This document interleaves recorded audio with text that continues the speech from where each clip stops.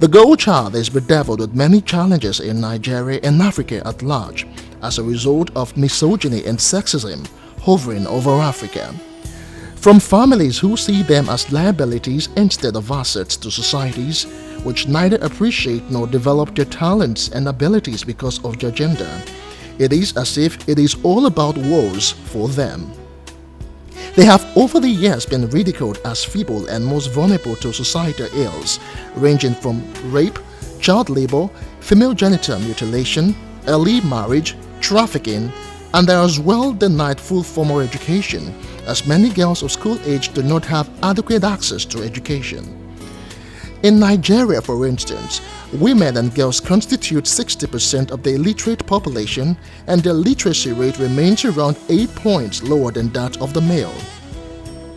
Against this disturbing trend, the Human Development Initiative's HDI, in collaboration with the Action Aid Nigeria, wants the government to pay more attention to the education needs of children, particularly girls and disabled groups. So much so it was highlighted at this capacity building on girls' child clubs and youth education financing. The important thing is for them to know their rights. If you don't know your rights, then it turns to abuse, and ignorance is a terrible thing. So their rights to education. You know, it's in those days that people will tell you that, oh, girls, they have to be in the kitchen, they have to be at home. But it's, things are evolving now. Nothing like that. So for them to know they have to be in school. Not those days that, oh, girls can only be seen but not heard. Education is still being rationed between a boy and a girl. You find that female children most time drop out of school when they get to certain stage, if at all they are able to start. So this is still a challenge in Nigeria. Will there ever be a day in Nigeria where the girl child will be as privileged as a boy child with regards to freedom to pursue their academic pursuits? What should the girl child be doing if they are faced with challenges? What does the Child Rights Act say concerning financing of education? It should be able to express themselves and be able to tell, you know, the teachers, even if there are issues in schools, like some schools, that they don't have toilets, or the toilets are dilapidated, or some other things that would make them to be uncomfortable. They should be able to voice out. If any child or a parent of any child has to pay for that right, then it's a violation of the right itself. So in this context, we are referring to publicly funded schools. So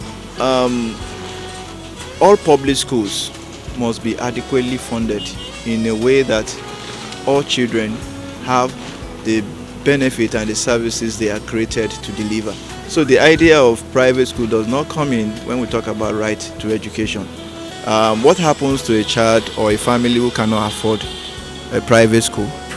That child is automatically deprived of quality education if the state government or a national government cannot provide that quality education. Some female students share some of the concerns. These are my choice, and we were told that the tax that our parents pay are used by the government to build on education for children. And so it's like the government all over the world now, they've planned that the money they realize now, that they should use it for education, and all students and children of the world should acquire education. One of the things we came here for is education. Government should provide education. At least the budget on education should be 20%. With about 60% of Nigerians living in poverty, families are forced to make difficult choices, one of which is to sacrifice the education of some of their children for the education of who will eventually carry the family to the promised land.